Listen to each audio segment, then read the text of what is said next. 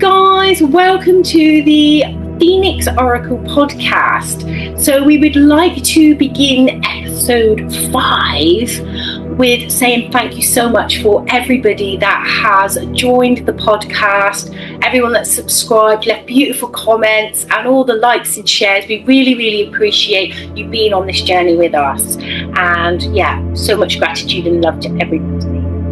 So I'm Jules, Oracle of Realms. This is Sue, the Phoenix Path Holistic Healing, and today we are going to be talking about spirituality versus reality. So Sue, what does that mean for you?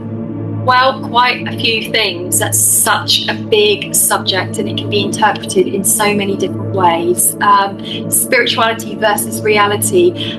For me personally, I kind of like to live more on the spiritual plane than the reality plane, but the whole point of spiritual beliefs and growing and developing spirituality is actually how to bring down source spirituality and integrate it into the earth plane. Admittedly, I haven't always been brilliant at that and spent many years resisting it, so I'd spend so long living up in the spiritual planes, I was missing the whole point. And that was a really big learning for me. So it's about bringing spirituality, which is 5D and above, straight down to the earth plane, into the 3D, and actually synchronizing the two. Balancing spirituality and reality as well, that can be a really hard one to do, because we are down here living, and are we a body and a soul, or a soul and a body?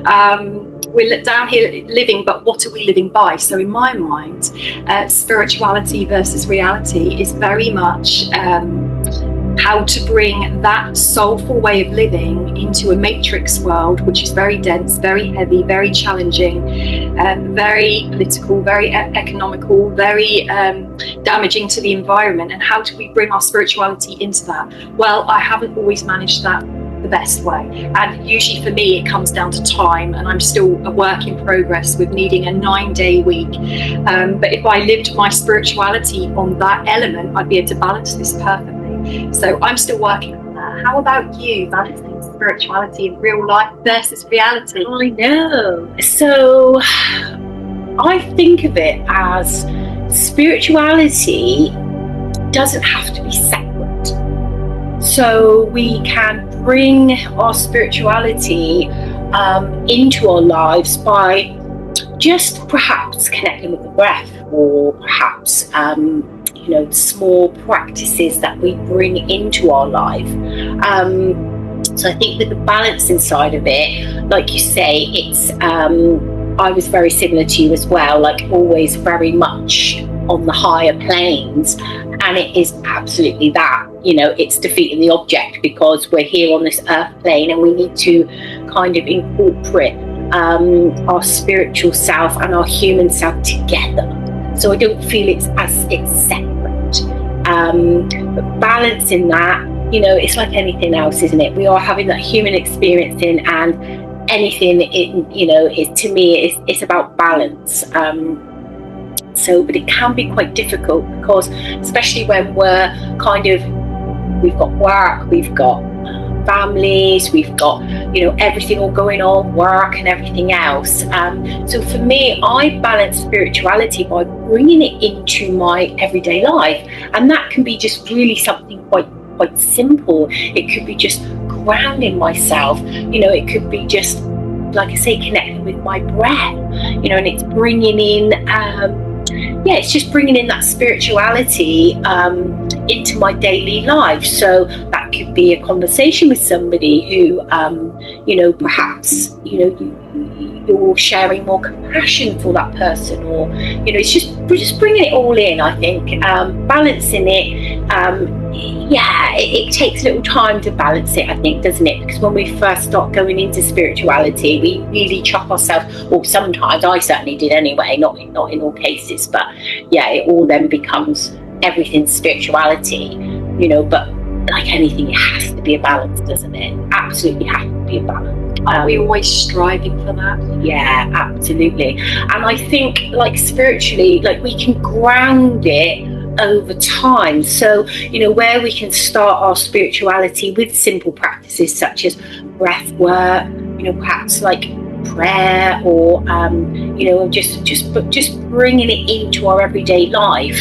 And then the more we evolve, the more our practices become more kind of like more evolutionary, more in depth. Does that make sense?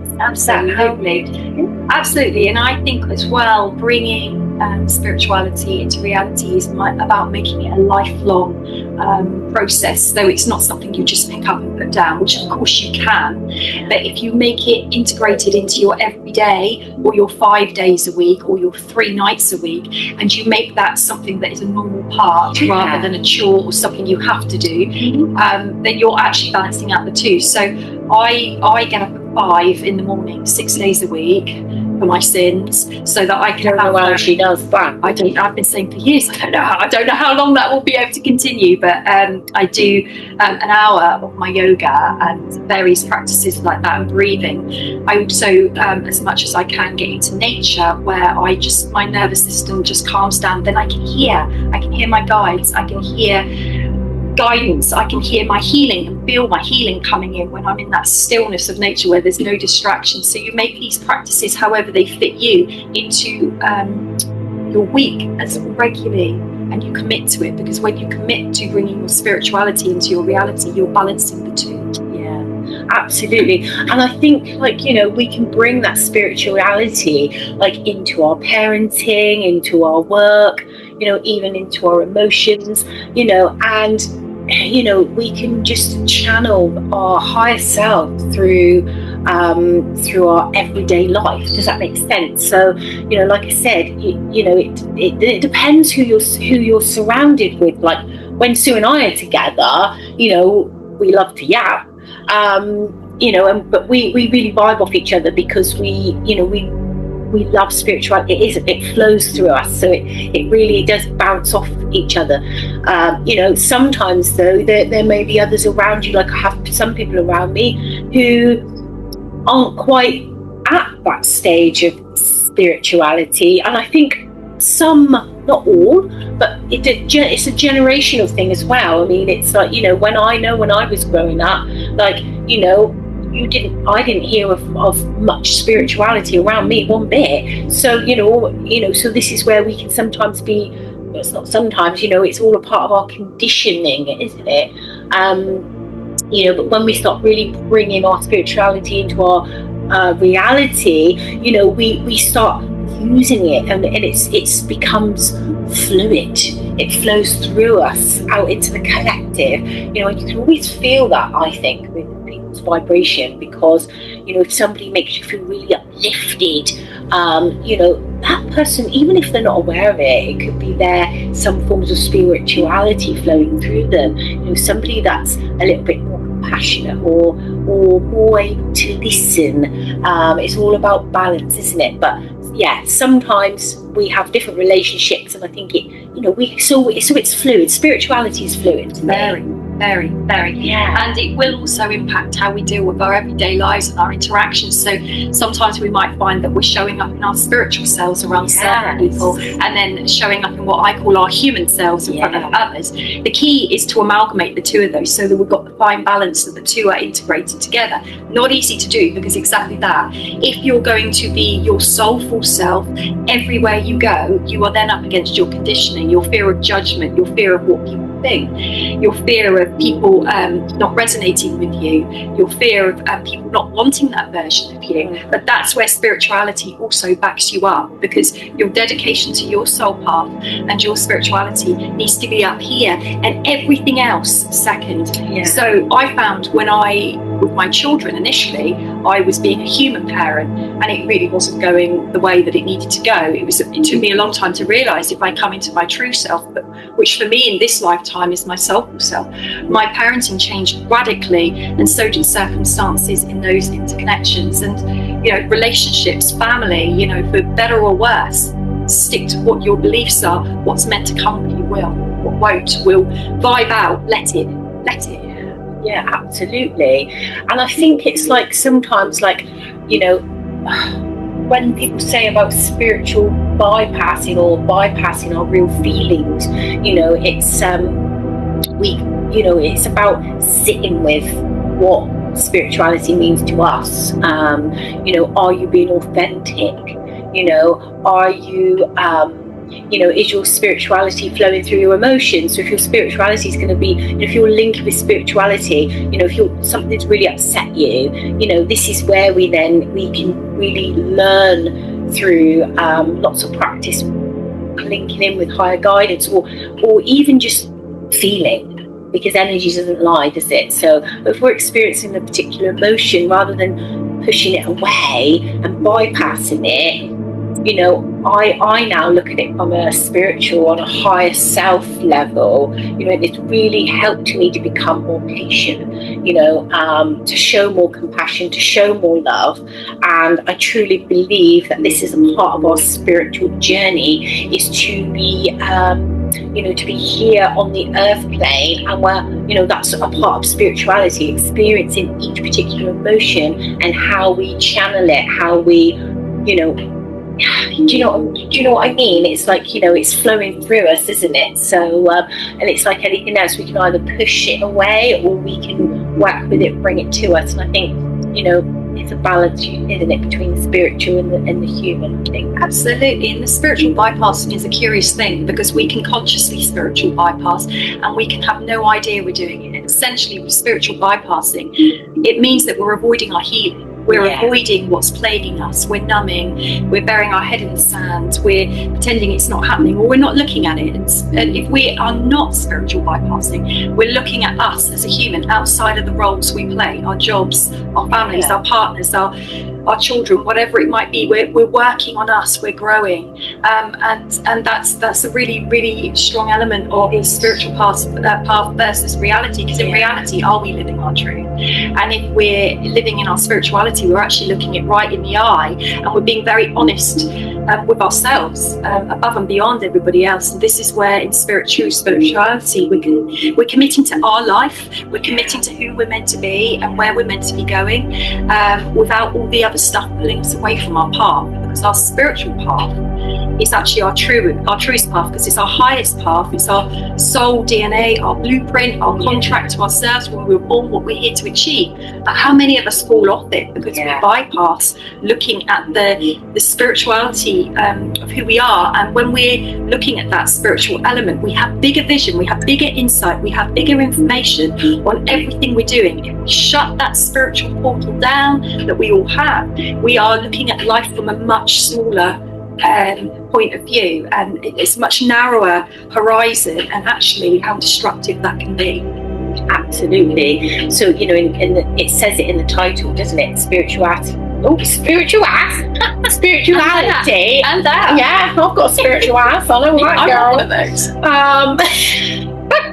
So spirituality versus reality, it's like sometimes, like, you know, like I say, we are having that human experience. So, you know, our human set, that's a part of the reality side of it, isn't it? Like, you know, life isn't all, you know, all kind of beautiful in the spiritual. You know, it's learning the lessons, like you said, I briefed it last one or the one before about the dark night of the soul. It's, you know, it's reality, isn't it? You know, and one thing I have realised, and I've observed it quite a lot actually, is when people are going through something, it could be a trauma, it could be something that's presenting itself, I notice some people falling off from the spirituality.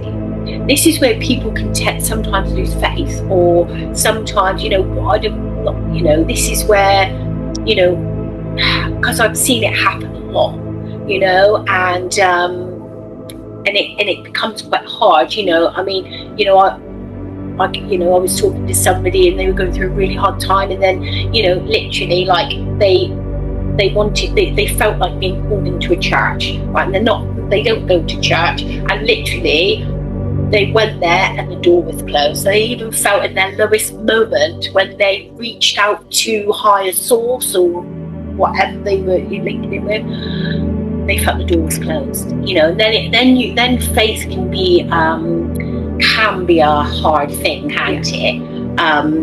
But, you know, for me personally, that, you know, the journey where I am now, like, you know, I have 100% faith in the universe, in my soul path, why I'm here, don't know exactly where my path is leading, but I know I'm on that calling. So, but I thought that was just, sometimes the spirituality can be one of the first things that we lose when we're, or that's why we feel that we don't link with our spirituality, because that's a big question. That'll lead into another episode, I think. I think it will. Yeah. But I'm going to keep going with it. Yeah, go with it. My mind's just ticking away. I think it's really important to actually acknowledge that part where people lose their faith. And I bring it up in my work with clients often about where's your, exactly. Where is your trust right now? And it's a funny thing because to me, there's two elements to why people lose faith when they either are being walked towards spirituality or their spirituality is being questioned when they exactly need it because they're going through life crisis. One can be because on our spiritual journey we get tested in initiations. You believe, you understand, you're giving everything up to your intuition, and then when life happens, suddenly we're tested, and the universe is actually saying, right now, how much do you really trust we've got your back? And you may go, well, it was 100%, but now something's happened, it's 60. But it's great for you to see that. That's never being penalised by the spirit world and the universe. That spirit's saying, so see where you really are, because the aim is to be able to consistently be able to trust even when life is going wrong. Another reason we can lose our faith is when of what my guides have said to me before, and I'm like, why can't I hear you? I'm having a human life right now, and I'm not liking it. Why can't I hear that guidance, which sometimes I can take for granted? And they've highlighted to me, which is one of my paths, you're actually in spiritual fatigue right now, spiritual overwhelm. You need to stop and down tools. So I actually get told to stop. And I'm like, I wouldn't have known to have done that. I keep going. And so there are reasons why the antennae can drop, be cut off, or naturally pull away, because actually spirituality is the most toughest, painful path you can take. It is not rainbows, clouds, and fluffy lights and angels. I mean, of course there is that, but a lot of the true depth of spirituality is to take you closer to your soul, which means any life events or trauma that is in the way between you looking your soul right in the eye has to be highlighted and worked with. And this is where we can start to down tools going, it's too much. It is, but it isn't. There's no way else. 100%. And I'm just channeling there. So on those moments when we do lose our spirituality, or it becomes a bit of a struggle, linking on the human aspect of it, that's where we then remain present. Because I think, if the one thing, if we feel that kind of like, we feel that support is always there, but sometimes we don't feel it, do we? And that could be just a lesson or a teaching in itself. But definitely then to come back, from a human point, to be present, just live presently and take each day as it comes. That's a really good first stepping stone. Do you agree with that? Absolutely. So it's hitting that pause in that moment, hitting that reset of like, actually I'm getting overwhelmed, or I'm getting anxious or worried or questioning or testing. Hit the pause, sit back, and deep breaths. Where is my trust gone? And just trust, because the process is going to happen anyway, whether you put the brakes on or not. Yeah, absolutely.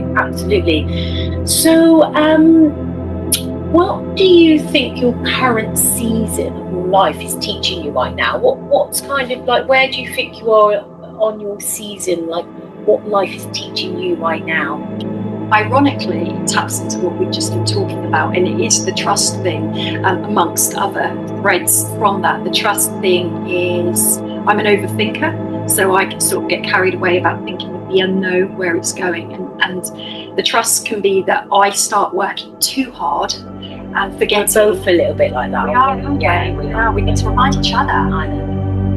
But the trust thing is, sometimes I forget that there's a universe working for us as well, and I sort of take too much responsibility and pressure in what is coming up ahead, which could be me micromanaging the universe and trying to take control, where I'm just a little itty bitty person on this planet, just a bit of small fry doing the heaven's job, if you like. So I think it's teaching me to slow down, pause, and reset more regularly than I do, because I can tend to, like I say, pack 9 days into a week, and I've got to be spiritually accountable. I'm hearing myself repeat this over the months, thinking, what are you doing about this, Sue? I haven't been doing enough. So spiritual accountability. How about you? Absolutely. we often speak about this together because we're experiencing something quite similar, aren't we? You know, we do overwork, don't we? And it, you know, and yet again, like I think so, the season of life right now is teaching me. There's a couple of things actually. One of them is linking in with my body as a temple. So I've always worked with the mind, healing the mind. You know, the mind and the body are one thing. A long time ago, I broke it out in mind, body, and spirit. You got to heal the mind before you can heal the physical body. This is where I kind of was, but it did help me to kind of like bring a lot of clarity and working with the mind aspect. But you know, over time, I realised that the mind, body, and spirit are the same. You know, it's the same thing. So, but I think my body, I'm now looking at as a temple. You know, what am I feeding it? You know, if I'm rushing around and I'm not getting home till 10 o'clock each night, I'm eating tea late, I'm probably not reaching for the best things. So I'm in that type of season at the moment. But also, yet again, finding balance, not, you know, working in alignment, not burnout, which, you know, I was working a little bit in burnout myself like a few months ago. So, you know, I've made some changes. I'm working with it. I'm trying not to, you know, bypass anything. You know, but we're only human as well at the end of the day, you know, here. So, you know, it is about balance. So, but from a seasonal change point of view, obviously the summer solstice is here on Sunday, and so that brings another season in itself, doesn't it? Absolutely. So when you know, I always work with the seasonal changes. That's something that I work a lot with, the wheel, turning of the wheel. So, you know, so it is also about linking in with the celebration of life.